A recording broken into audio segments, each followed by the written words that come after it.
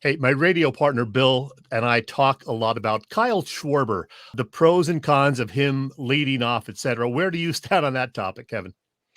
I've given up. I've given up on the old traditional leadoff role and all that, and I think everybody else should too. All you have to do is look at the results. I mean, the wins and losses are so drastically weighted to wins when he's in the leadoff spot. He's put up some weird numbers that no one can explain, and that to me goes to what we always call like the eye test, or not everything can be numbers. And this has been a little bit of the issue with analytics. Analytics give you tons of information, but it doesn't give you everything. You look at Kyle, it doesn't weigh in his leadership. He doesn't weigh in how he stresses the pitcher from the first pitch at the start of the game with the crowd behind him. There's so many of those things where I can't explain this. That's fine. Don't. Just go win baseball games. Go out there and hit home runs, get on base and do your thing. So I am fine with it. And I'll be honest with you, early in the year, I went back and was looking at even some of these Marlin games. If you look at the lineups, they had Turner trying to lead off, they had Stott trying to lead off. He did that, and I say Thompson did that, and he gave it a really good effort with those guys. It didn't work. The team didn't win. Kyle is happier up there. The team responds to that. Just leave it alone. Leave it alone and enjoy the fact he might go yard from the first pitch on. There you go. Hey, you mentioned Alec Bohm. What do you make of his improvement? Not only, getting a little more power this year, but as a third baseman. Well, it's twofold. Let me just hit. I think offensively, his pitch selection is off the charts. So he's starting to figure out that I don't have to try and hit home runs. I can just stay within myself, hit the other way, and the home runs will come. So that's a maturation process. Hopefully I'm saying that right. But so he's really matured that way. And I think he's been terrific, obviously, in runners in scoring position. Very confident. Defensively, I got to take my hats off to the guy because he's been floating across the diamond.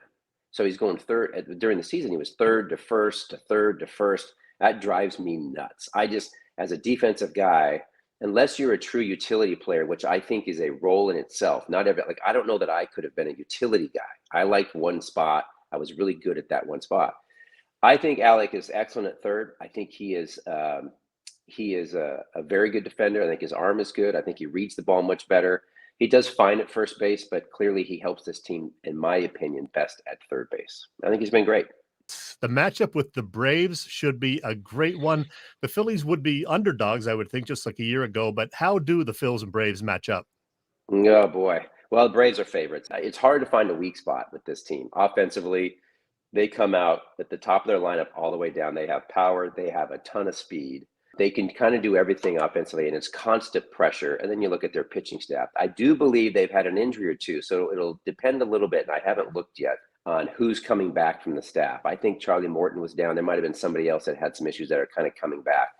Starting pitching is good. If I pointed to one thing, the bullpen for the Phillies is a stronger bullpen. And that's where I would say, if you can figure out a way, not me, but if the Phillies can figure out a way to somehow get into their bullpen early, which is not easy with Strider and these studs that come out and throw, then I think they have a much better chance at putting runs on the board.